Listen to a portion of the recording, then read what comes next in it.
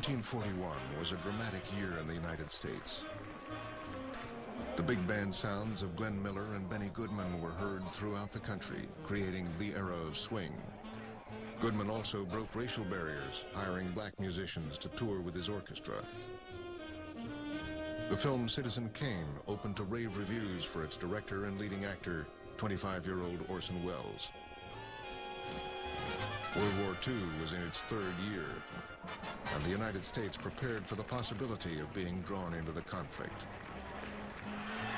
In a long-awaited matchup, Joe Louis defended his heavyweight boxing title by knocking out Billy Conn in the 13th round. Joe DiMaggio of the New York Yankees hit in a record 56 consecutive games. And Ted Williams of the Boston Red Sox batted .406, the last man to break 400.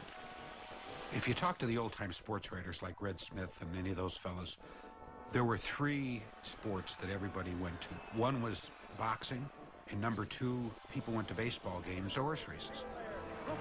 In the spring of '41, there was a racehorse that would win the hearts of race fans throughout the country.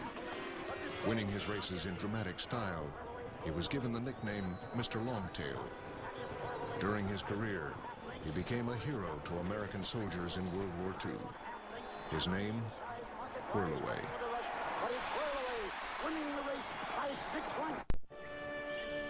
High on the sun-bathed plateaus of central Kentucky, horses graze on the rich bluegrass pastures. This small piece of earth has produced more champion racehorses than any other place in the world. And of all the farms in Kentucky, there is one place that is legendary for the champions it has produced. A farm the racing world knows for its horses that compete in the famed devil red and blue colors. It is a farm called Calumet. With its 850 acres and endless miles of white fences, no other stable has ever won more accolades and trophies, including 8 Kentucky Derbies and 2 Triple Crowns. Of all the great champions Calumet produced, the first to lead this farm to prominence was a chestnut colt born on April 2nd, 1938. His mother was a bay mare named Dustwhirl, and his father, Blenheim II, the winner of the 1930 English Epsom Derby. This foal was named Whirlaway. Everyone on the farm called him Whirly. His stable hands reported that he was gentle in his stall, a bit mischievous, and always craving attention. For the first year of his life, he would play and graze on the meadows of Calumet Farm, the dream of its owners, William and Warren Wright.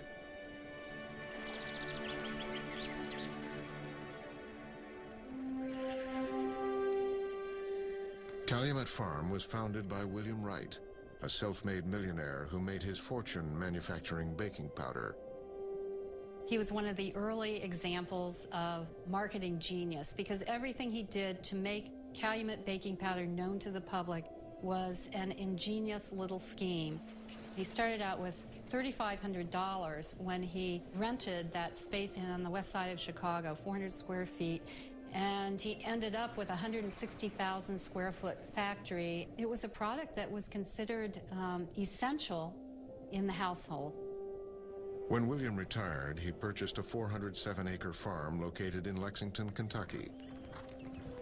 Within 5 years, he became one of the world's premier breeders of trotters, and in 1931, his ultimate goal was achieved. His horse, Calumet Butler, won the sport's highest honor, the Hambletonian Stakes, the Kentucky Derby of harness racing. Sadly, William died that morning at the age of 80, without ever knowing his dream had been fulfilled.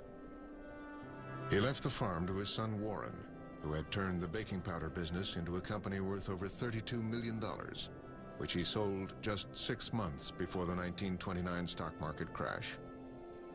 Although his father had been one of the top breeders of trotters, the farm was always in debt. To Warren, this was unacceptable. He sold off all of his father's 550 trotters. Warren wanted to strike out on his own and make his own name in a different game than his father has made his name in. And he found in thoroughbred racing a faster-paced game played at a much higher financial level than his father was playing. He was driven to succeed when he took over the reins of Calumet baking powder from his father, and he simply transferred that ambition and that need to compete onto this horse racing Maloo out of Lexington. Warren Wright decided to run the farm like he had run his business. He frequently visited the barn, and workers now had to submit daily reports on the progress of his horses. He had two obsessions: to make the farm profitable and to win the greatest race of its day, the Kentucky Derby. Warren Wright had finished fourth in the Kentucky Derby in 1934 with a good filly named Nellie Flagg. It simply whetted his appetite to win the Kentucky Derby, because the closer you get, the more these guys salivate and want to win it.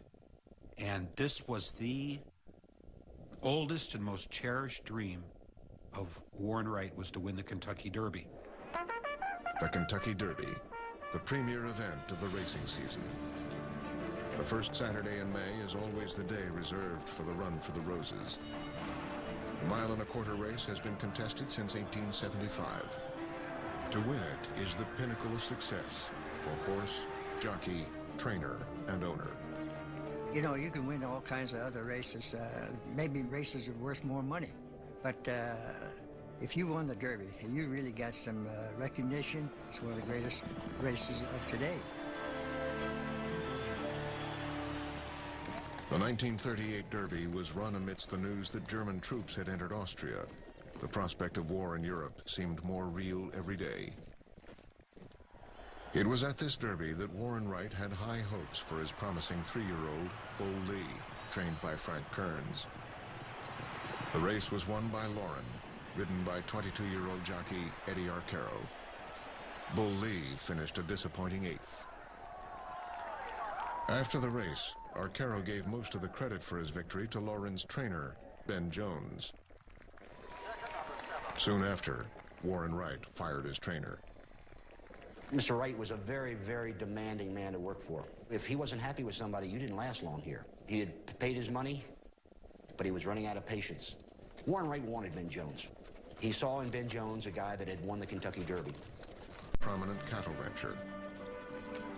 He attended Colorado Agricultural College on a football scholarship with his father's expectation that he would return to the farm after graduation.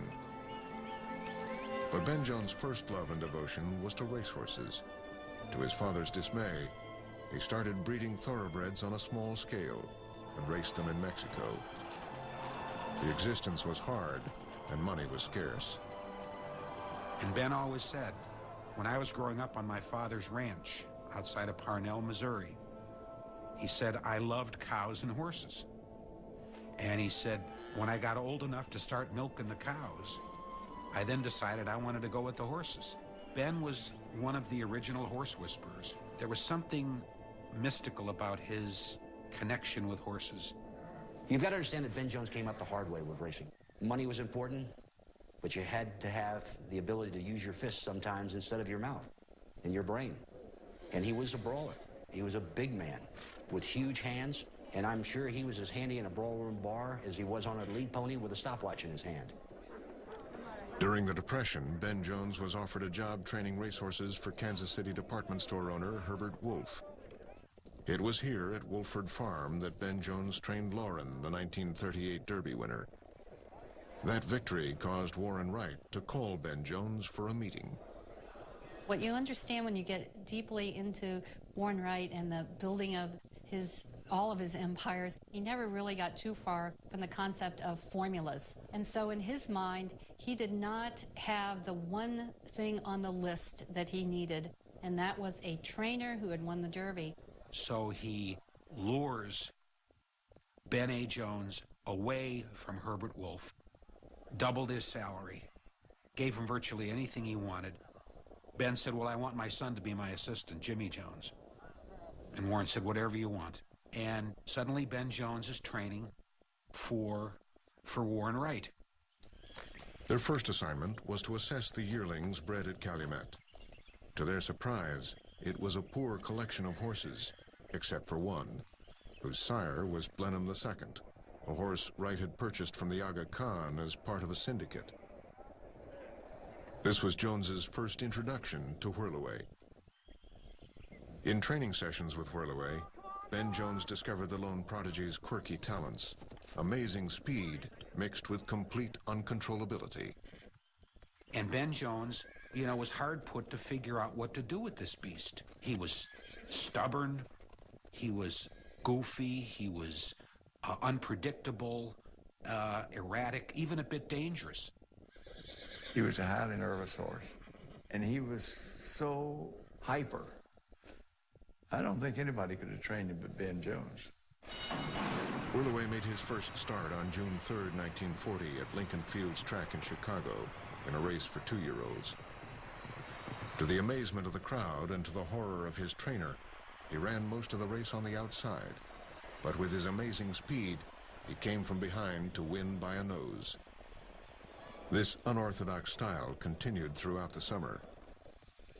Whirlaway's biggest test came on August 31st on a muddy Saratoga racetrack in the Hopeful Stakes, the premier event for 2-year-olds. He was ridden by Johnny Longden. By Whirlaway's mid-2-year-old year, he'd already developed his bad habits and had the reputation. Johnny Longden was as good a jockey as there was, and Whirlaway got the advantage on him. Once he got the advantage, there was no turning back. He goes to the outside rail, runs all the way on the outside rail from the head of the stretch to the wire, and still wins. Tremendous disadvantage. The shortest way home is to be right flat on the inside rail. If you're on the outside rail, instead of running 100 yards, you're running like 250 yards. So everybody knows from that stage of the game that Whirlaway's the real McCoy. And when he won up at Saratoga, it was a huge day. I mean, there was horrible things happening in Europe. The cloud of war was everywhere. And I think one of the sources of this horse's popularity, where people really glommed onto him, was there were so many dark clouds elsewhere. And this horse brought a flash of bright chestnut sunshine into people's lives up at Saratoga and all through New York and wherever he ran. People are looking for a diversion, and I think Whirlaway represented that back in 1940. With this victory, everything was proceeding according to Warren Wright's plan. Not only did he have the trainer, but now he had the horse. Whirlaway would win several more stake races during the fall and finish the racing season as the leading 2-year-old money winner of 1940. The following winter, Ben Jones took Whirlaway to Florida to prepare for the 1941 Kentucky Derby. But while in Florida, Warren Wright wanted Whirlaway to run in the Flamingo Stakes at Hialeah. Whirlaway lost some weight in Florida, and also his coat didn't look good, and Ben Jones was concerned, so Ben kind of backed off on him, and again, we're a month away from the premier race of the 1941 Florida season, the Flamingo, and it was important for Warren Wright to be in the social whirl of Florida, and in those days, Hialeah and the Flamingo were part and parcel of that dance. Ben Jones said, no, we're not going to make the Flamingo. It upset Warren Wright. He was not happy with Ben Jones. But Ben saw a turn, and finally he decided to run the horse, but not in the stake race. He picked a short 5.5 furlong sprint at the old Tropical Park racetrack. Didn't tell Warren Wright about it. Warren Wright's down in the Keys, picks up the Miami Herald. Whirlaway, sprinting, 5.5 furlongs, Tropical Park. Blows a gasket. Gets in the car, races back, gets there right before race time. Ben Jones, what are you doing? I don't want you to run this horse. I want you to scratch. Ben, his back is up now. I'm your trainer, and I'm going to run him. If you don't like it afterwards, you can fire me. But I know what's right for this horse. I'm going to do what you're paying me for. Gates open, Whirlaway comes out. It was Whirlaway's day. He did everything right. 2 things that day. That proved that Whirlaway could do almost anything, and it made Mr. Wright realize that Ben Jones was the man. they'd always been looking for. Warren Wright felt confident that his horse was ready for the Derby. But Ben Jones knew there was one element still missing.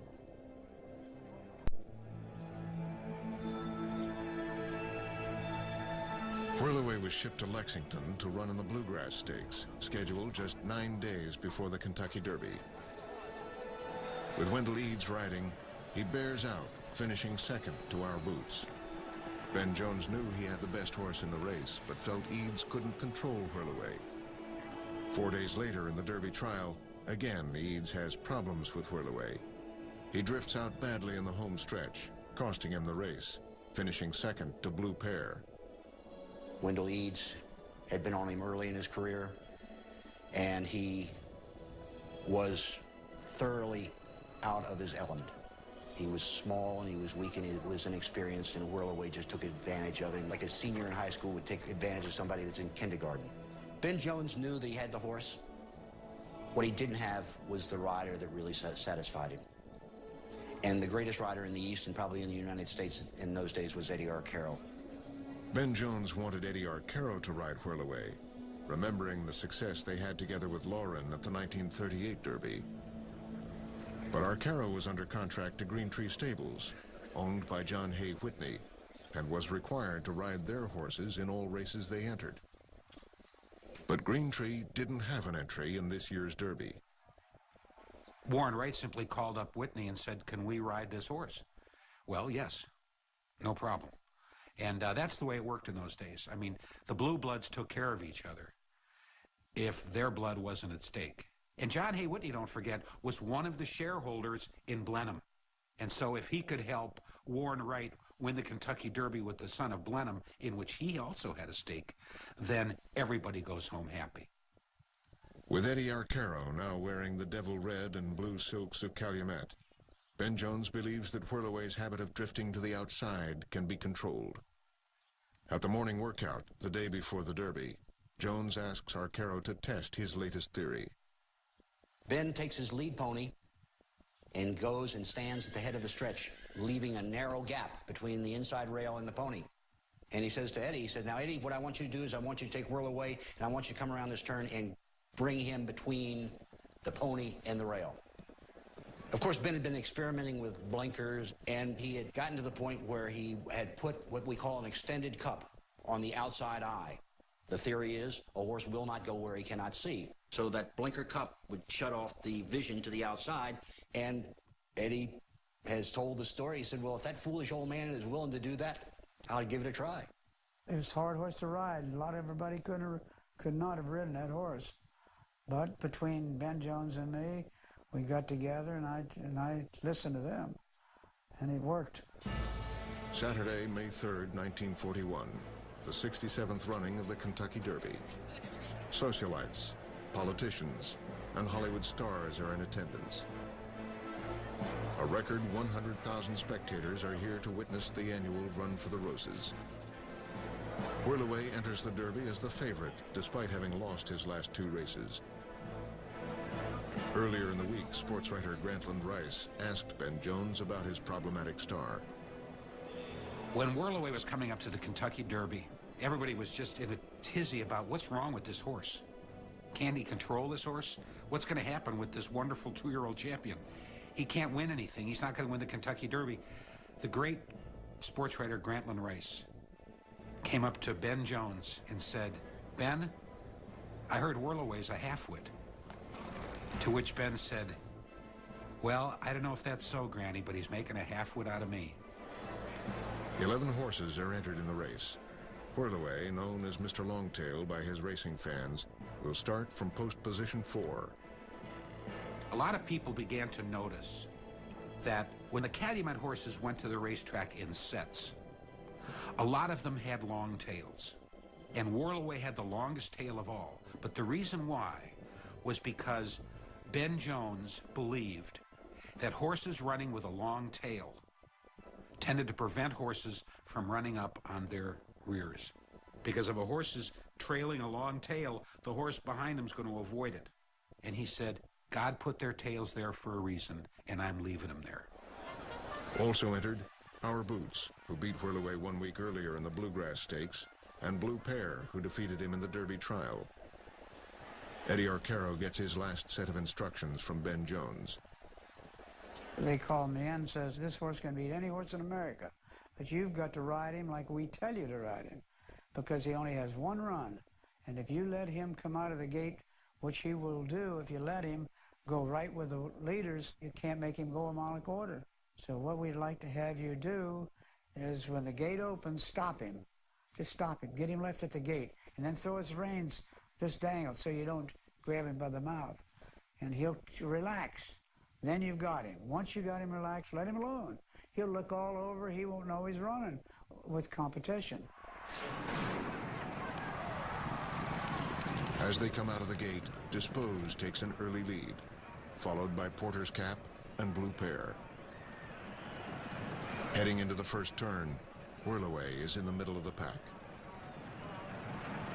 Arcaro's thinking was that if he kept the horse focused on the rail, he wouldn't run out, because he actually thinks he's a parking lot attendant.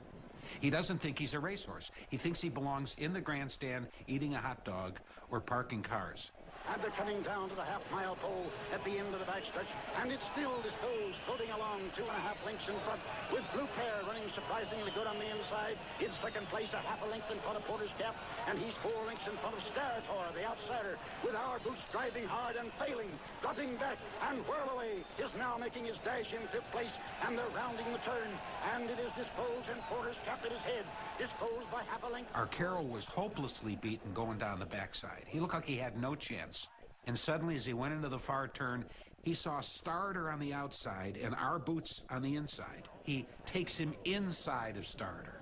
So he took a chance. He split 2 horses. But when he split 2 horses, Whirlaway kept a straight path. Blue Pear is right there. Whirlaway is coming on the inside, and if he don't get blocked, he'll give him an awful drive. Whirlaway has the lead by half a length. Porter's Cap is gone to a drive. Now Whirlaway pulls away. They've got 200 yards to come, and it's Whirlaway by 2.5 lengths.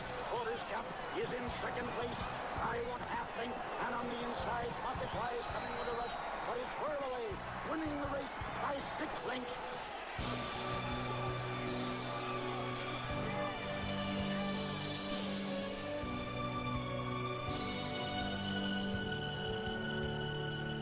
Whirlaway sets a Kentucky Derby record of 2 minutes, 1 2/5 seconds, a record that will last 21 years. People love a come-from-behind horse because most people perceive themselves as come-from-behind people. And you can almost hear the cry, and here comes Whirlaway. Boy, that was a sound that would bring people to the edge of their seats. That was an announcement that the show was about to begin. Everybody loved Whirlaway. He had the same kind of an effect as some things that happen in movies. Here he comes. All of a sudden, he's the hero that saves the day, and he races from nowhere and beats everybody. He would absolutely insult other horses as he ran by them. He did it so quickly. Just took all the wind out of their sails. Ben Jones had his Derby. Warren Wright had his Derby. Warren Wright hosts a star-studded gala that evening, celebrating his long-awaited victory. But Ben Jones focuses on Whirlaway's next test, the Preakness at Pimlico Racetrack in Baltimore, Maryland, just 1 week away.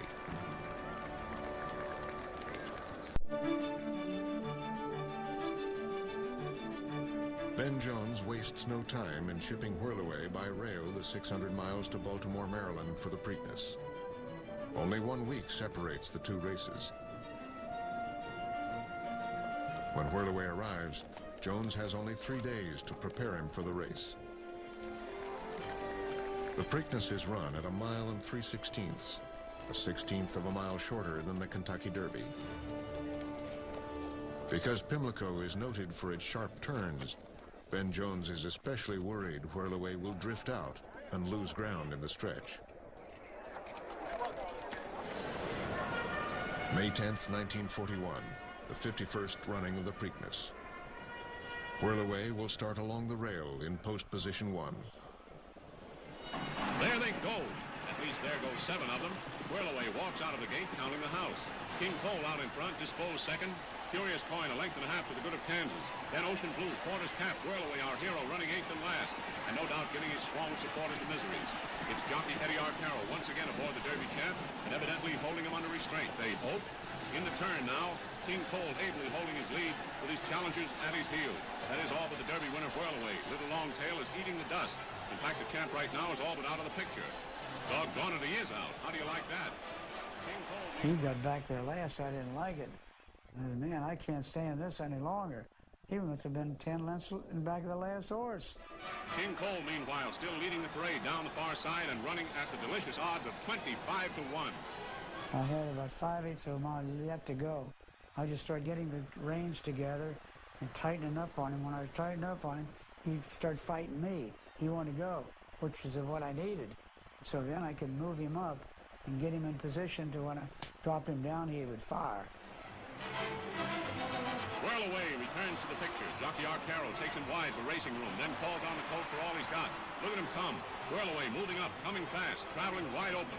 It's another Derby climax. But they travel a mile and 3/16 today. That's a quarter more than the Bluegrass run. So it's now the heartthrob. Can he last? Can he last? Look at him go.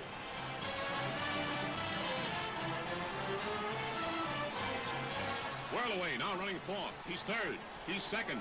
He's closing on King Cole. He looks him in the eye, and Whirlaway is out in front. They're in the stretch turn. Whirlaway is pouring it on, pulling away. Another blazing finish as the little red colt shows his heels. And with that tail wave, bye-bye to them all.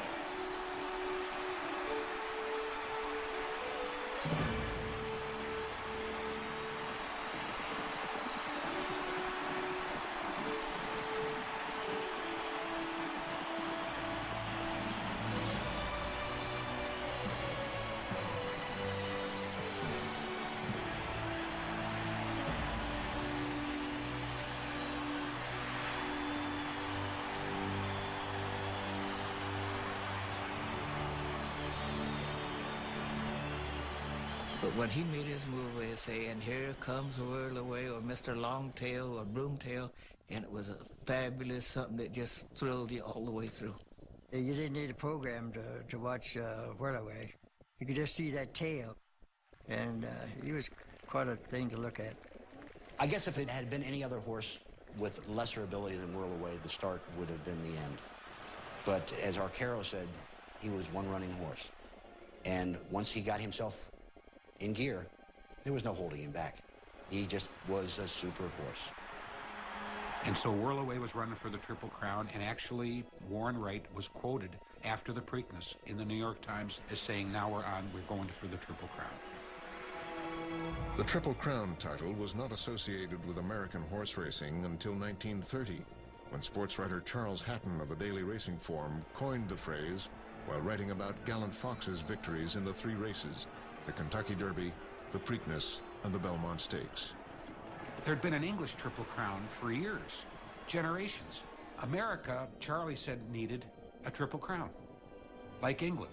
Charlie started writing about those three races as the American Triple Crown. Gradually, the American was dropped off. But that's how it evolved.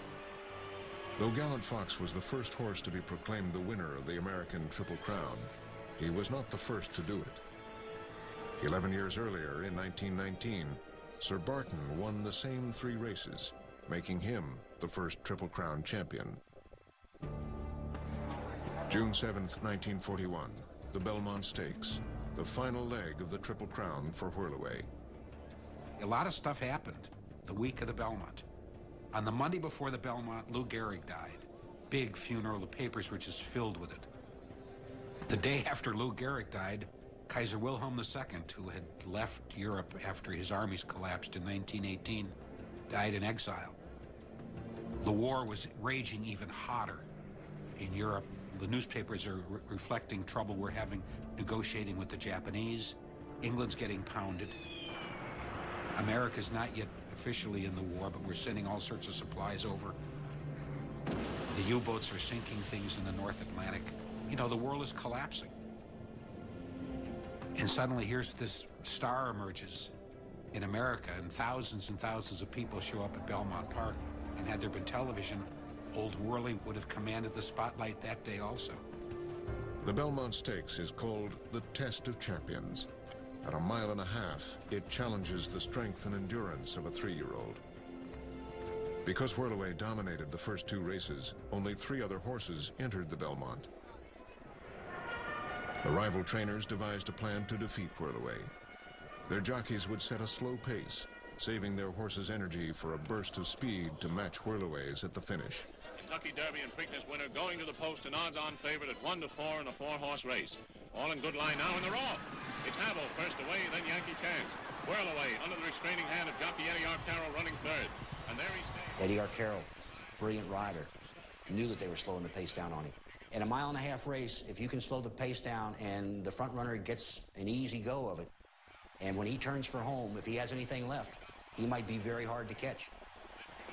Arcaro was a master of pace. He had a clock in his head. And as they were going down the backstretch, he said, I kind of knew that nobody was going to go out and set the pace. Arcaro said, I kind of talked it over with Whirlaway, and we kind of decided we better move. Well, Arcaro decides that the pace is too slow, gives Whirlaway 3 bells, and the jig is up. Well, this, you know, is the 3rd and final episode of America's annual racing triple. Whirlaway now joins the exalted ranks of Sir Barton, Gallant Fox, Omaha, and War Admiral as big shot number 5 to take the classical Triple Crown.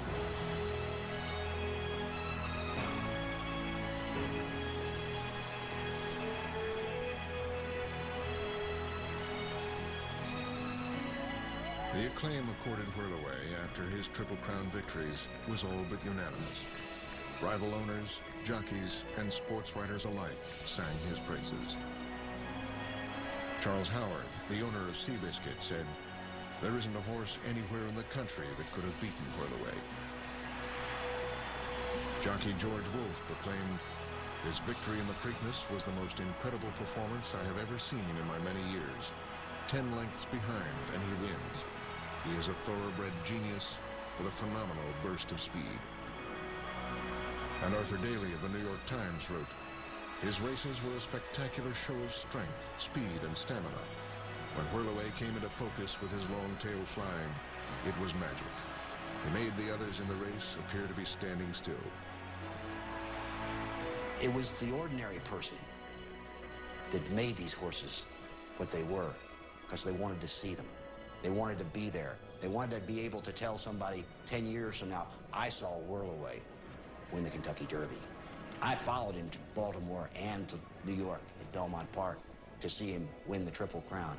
I was there. I was part of it. Having won the Triple Crown, Wright wanted to ensure Whirlaway's legacy. He now set his sights on breaking the great Seabiscuit's old-time money-winning mark.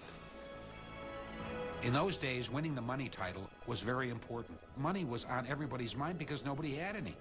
And boy, people were counting nickels and dimes and pennies, and hero horses coming along winning close to $500,000. That was a staggering amount of money in those days. Staggering. Whirlaway completed the 1941 racing season with 6 more victories, including the Travers Stakes at Saratoga, a race sometimes referred to as the 4th leg of the Triple Crown. To this date, he is the only horse ever to have won all 4 races. In early October, Warren Wright entered Whirlaway in the $100,000 Santa Anita Handicap set for March 7th, 1942. Winning this one race would make Whirlaway the richest money winner in racing history. In late October, Warren Wright sent Whirlaway and Ben Jones to California to train for this momentous event. October 7th, 1941. The American naval base at Pearl Harbor is attacked by the Japanese. President Franklin Delano Roosevelt speaks to the nation. Yesterday, December 7th, 1941, a date which will live in infamy. The United States has entered the war. American males are drafted into the armed forces. Women replace men in the factories, now reconfigured to produce armaments. Following a Japanese submarine attack on an oil refinery in Santa Barbara, California, Japanese-American citizens are placed in internment camps. All horse racing is suspended on the West Coast.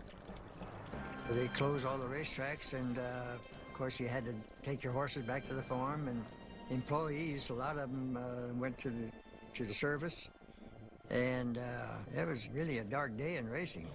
Whirlaway was at Santa Anita when the war broke out. I was there myself, and we all left about a week later. They closed, and then they made an intern camp out of Santa Anita. Whirlaway's goal of becoming the richest money winner is put on hold. He is shipped back to Calumet Farm in March to await his future. The United States Armed Forces were concerned with the morale of soldiers at its military installations and on the battlefronts. The USO began raising funds to support service clubs and camp shows to entertain its military personnel. From America, to all our men in blue, our boys in khaki too, our tough Marines, our Coast Guard, our Army nurses true, we thank you so much. The Thoroughbred Racing Association of the United States saw this as an opportunity to keep racing alive and to support the nation in a time of war. A plan was devised to raise money for the war effort. To supply our men in battle with everything they need, and buying and holding war bonds. These are things that we at home must do to speed victory. Franklin Delano Roosevelt, the president, was trying to raise as much money as quickly as he possibly could. Roosevelt would call people and would say to them, look, you know, we need you to run your horses to promote horse racing, and say something about buying bonds. And people like Warren Wright, they use their horses for the United States government as vehicles to sell bonds. Racetracks throughout the country sold war bonds for special races, with the proceeds going to the war relief effort. The initial goal was to raise $2 million for the USO. Whirlaway immediately became the most sought-after racehorse to see. In the 1942 racing season, Whirlaway ran in 22 races at 12 different tracks. The human stars of the game were away fighting the war, and the people at home needed horses like Whirlaway as heroes. I mean, those were really tough times, particularly in the early years of the wars, 42 and 43, where it looked like we might not win. And we had taken a beating every place. The Japanese had run us out of Asia, out of the Pacific. The English were on their heels in North Africa. And horses like Whirlaway brought something to America that, hey, look at this horse. He doesn't know we're at war, but he's in the game anyway, and he's helping everybody. He's helping the war effort, and it was something that we saw in America probably for the last time, is that everybody came together, and Whirlaway was certainly part of it because he was the star of the game in 42. They would buy the bonds to see him run. He sold more war bonds than all the stars put together. Just going from track to track, people would go. And I know when I was in the service, that's all you heard about was Whirlaway, because he helped sponsor all the USOs. I believe there was even one of the bombers that had Whirlaway on it. Him and his owner done a fabulous job for this country at that time. Over 500,000 fans came to see Whirlaway compete in 1942, raising almost $5 million for the War Relief Fund. Averaging almost a race a week, Ben Jones would later call him the strongest horse he ever trained. As a 4-year-old, he's running in the early part of the year and through the summer in what we call handicaps. Well, Whirlaway carried anywhere from, at a minimum of 12 more pounds to a maximum, I think it's like 23 or 24 pounds more than most of the horses in the race, and he still was successful. Whirlaway would pay a price for carrying the extra weight and his rigorous schedule. On September 19th, Whirlaway and Alsab, the 1942 winner of the Preakness, meet in a match race at Narragansett Racetrack. With Eddie Arcaro under suspension, Whirlaway is ridden by George Wolfe, the jockey who had guided Seabiscuit to victory over War Admiral in their 1938 match race. The real centerpiece of his 4-year-old campaign was this remarkable run he had with Alsab. Alsab turns for home, 2 in front. Whirlaway tries to move up on him. Alsab pulls away, and the place is going crazy. They thought, well, Whirlaway's going to pull away from him. And then, no, Alsab comes back. And then Whirlaway pulls up again. Alsab comes back. And these two horses are ding-donging it, hammer and tongs. and they hit the wire as one. It was very difficult to separate them. And they showed the photo. They had sudden dejection because the great champion had lost by this much. Despite the loss to Alsab, Whirlaway would go on to win 5 more races, increasing his total winnings to more than $560,000, far surpassing Seabiscuit. He is named Horse of the Year for a second time. Entering his 5-year-old season, it was expected Whirlaway would add more honors to his already illustrious career. On June 22, 1943, at Washington Park, Chicago, Whirlaway finished 5th in a field of 12, the worst finish since his 2-year-old campaign. What was most disturbing was that Whirlaway pulled up lame. The diagnosis was a bowed tendon. Later that day, a saddened Ben Jones announced that Whirlaway would never race again. Ben Jones, you might say that he had an affection for Whirlaway that may have been as strong or stronger than any of his other horses, because he was like a father with a kid that was tough to handle, but he loved him just as much. The single most remarkable thing about Whirlaway was that from September the 28th of his 2-year-old year until June the 22nd of 1943, he ran 60 times and he was 4 times out of the money. But twice he was 4th and twice he was 5th. The one time he was 5th at the end of his career, that was when he broke down again. He never raced again. It was an unbelievable record that this horse rung up, and what a durable horse. Never missed a dance. In those days, that was also part and parcel of the good ones. And the one thing that is very interesting about Whirlaway is he seemed to win the important ones. On July 13th, 1943, Whirlaway returned to Calumet to begin his retirement. Thousands of people in Lexington lined the roads to greet him. He had come home to the bluegrass fields of Kentucky.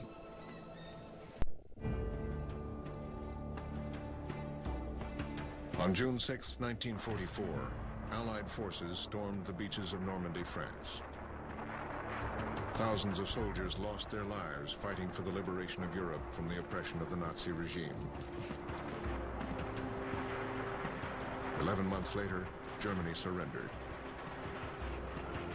As a memorial, the 2,500 soldiers who gave their lives on D-Day were buried above the beaches of Normandy. On August 14th, 1945, VJ Day was declared. The Japanese had surrendered. World War II was over. For the rest of the 1940s, Warren Wright and Ben Jones created a dynasty in horse racing, the most successful owner-trainer partnership in history. And they, along with Eddie Arcaro, accomplished a feat that is yet to be duplicated. On June 12, 1948, Calumet Farm's Citation won the Belmont Stakes, becoming the 8th Triple Crown winner. No other owner-trainer-jockey combination has ever won the Triple Crown twice. Warren Wright had found the combination, and then it was just one right after another. It was Whirlaway, then Pensive, then Citation, then Ponder. By the time Warren Wright died, he had had 4 Kentucky Derby winners and 2 Triple Crown winners. The real significance of a horse like Whirlaway is he was the first. He was the first to carry the Devil's red and blue colors to victory, into immortality with Whirlaway. I was riding the best horses, like the Citations, the Whirlaways, and man, that could make you good. That made me good, I know that. Thoroughbred racing in Europe had been decimated by the war. The racing breed stock needed to be restored. French horse racing owner Marcel Boussac came to America and Calumet Farms, hoping to find a stallion. And Marcel Boussac saw Whirlaway physically. He had filled out by then. He went, he said in French, "That's for me." In July of 1950, Whirlaway was shipped to Marcel Boussac's stable in Normandy, France, where he would sire a new generation of horses in Europe. 3 years later, At the age of 15, Whirlaway died of a heart attack. I think the final and most poignant touch is when Whirlaway died and Whirlaway had done his share to raise money to fund the war. When he was shipped over to France, it happened that Boussac's farm was in Normandy. And so he is buried not far from the beaches where the soldiers had died, landing in June of 1944. That was a nice gesture for him to bury it up there. I bet a lot of soldiers went by him and paid their respects, you know. He was a fabulous horse. This horse just never got the credit that the horse should have got. You know, occasionally, the way the fates play with history, you will get a confluence of events and an orchestration of people that just create a moment that becomes magical. And that's the way it was with Whirlaway. Warren Wright's relentless pursuit of the Kentucky Derby, which eventually led to the relentless pursuit of the Triple Crown. His decision to turn the stable around by hiring Ben Jones. Ben Jones's decision to replace a lovely little jockey with a great rider named Eddie Arcaro. And it was a situation in which, like many times in history, Jupiter aligned with Mars, and all of the tumblers clicked, and the safe opened, and out walked Whirlaway, and we had a moment in history which was magical and will never be repeated.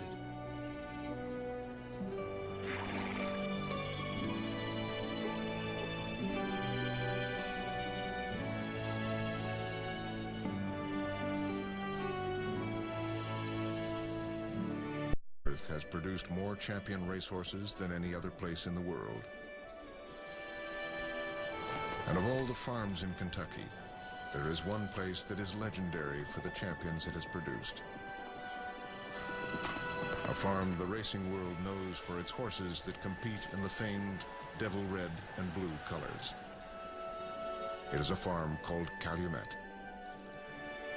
With its 850 acres and endless miles of white fences, no other stable has ever won more accolades and trophies, including 8 Kentucky Derbies and 2 Triple Crowns. Of all the great champions Calumet produced, the first to lead this farm to prominence was a chestnut colt born on April 2nd, 1938. His mother was a bay mare named Dustwhirl, and his father, Blenheim II, the winner of the 1930 English Epsom Derby. This foal was named Whirlaway. Everyone on the farm called him Whirly. His stable hands reported that he was gentle in his stall, a bit mischievous, and always craving attention. For the first year of his life, he would play and graze on the meadows of Calumet Farm, the dream of its owners, William and Warren Wright.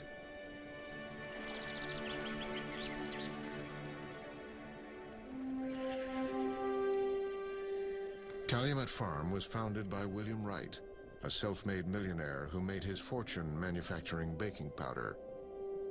He was one of the early examples of marketing genius because everything he did to make Calumet baking powder known to the public was an ingenious little scheme.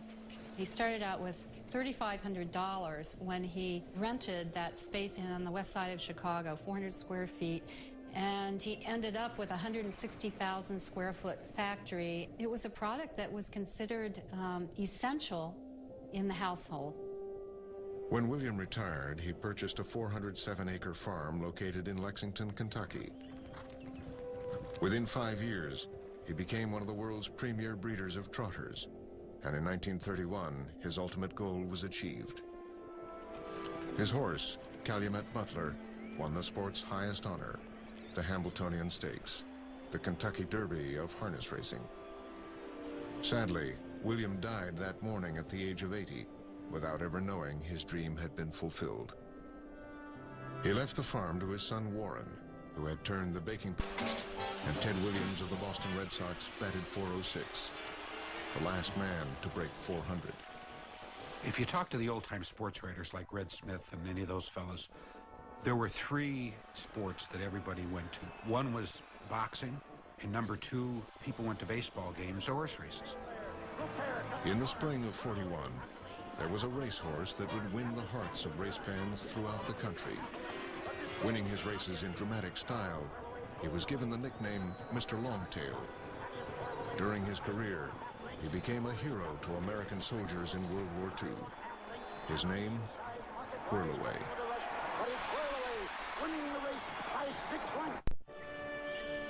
High on the sun-bathed plateaus of central Kentucky, horses graze on the rich bluegrass pastures. This small piece of earth. 1941 was a dramatic year in the United States. The big band sounds of Glenn Miller and Benny Goodman were heard throughout the country, creating the era of swing. Goodman also broke racial barriers, hiring black musicians to tour with his orchestra. The film Citizen Kane opened to rave reviews for its director and leading actor, 25-year-old Orson Welles. World War II was in its third year, and the United States prepared for the possibility of being drawn into the conflict. In a long-awaited matchup, Joe Louis defended his heavyweight boxing title by knocking out Billy Conn in the 13th round. Joe DiMaggio of the New York Yankees hit in a record 56 consecutive games.